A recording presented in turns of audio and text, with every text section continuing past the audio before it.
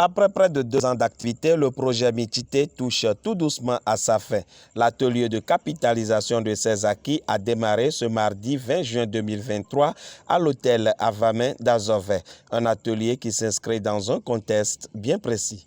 Le projet Michité est un projet de DSSR et au début du projet, nous avons travaillé avec beaucoup d'acteurs, notamment les adolescents et jeunes, les leaders religieux, la zone sanitaire, la DDS et la préfecture également.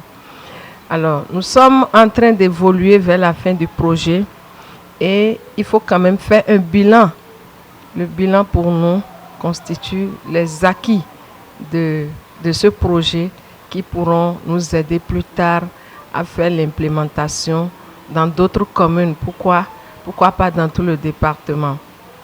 Nous avons alors mobilisé tous les acteurs qui étaient avec nous dans la mise en œuvre du projet et nous sommes appuyés actuellement avec les membres de Equipop, ceux qui nous ont aidés depuis le début à faire l'incubation du projet, la mise en œuvre du projet, à faire un atelier de capitalisation pour pouvoir mettre en place quand même un système de continuité après projet.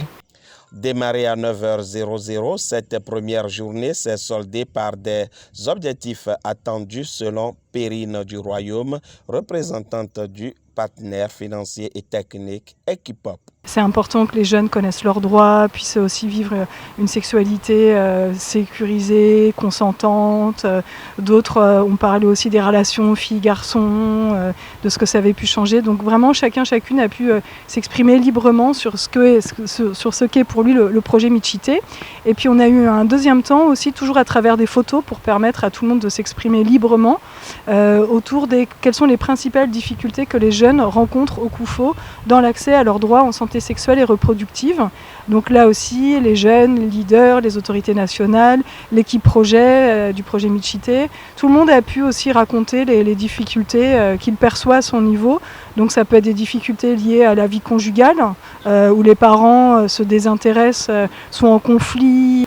D'autres aussi ont dit, et c'était important, qu'il manquait des cadres de dialogue, des cadres d'échange, de communication, pour que les jeunes puissent poser leurs questions, recevoir aussi des conseils. Durant cette séquence autour du photolangage, c'est la question aussi des barrières liées à la religion et à la morale religieuse aussi, à certains dictates aussi qui font que les jeunes ne peuvent pas se sentir libres parce qu'ils ont l'impression d'aller contre certains commandements, certaines normes.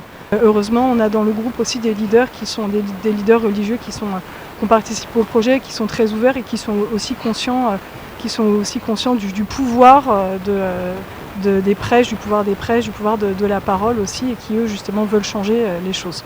De ces points capitalisés, amener les leaders religieux à lever la barrière sur le dialogue leader religieux jeune, les droits à la santé sexuelle et reproductive étaient un tabou. Le problème, c'est que nous sommes nés dans un système où les interdits sont tellement de tabous.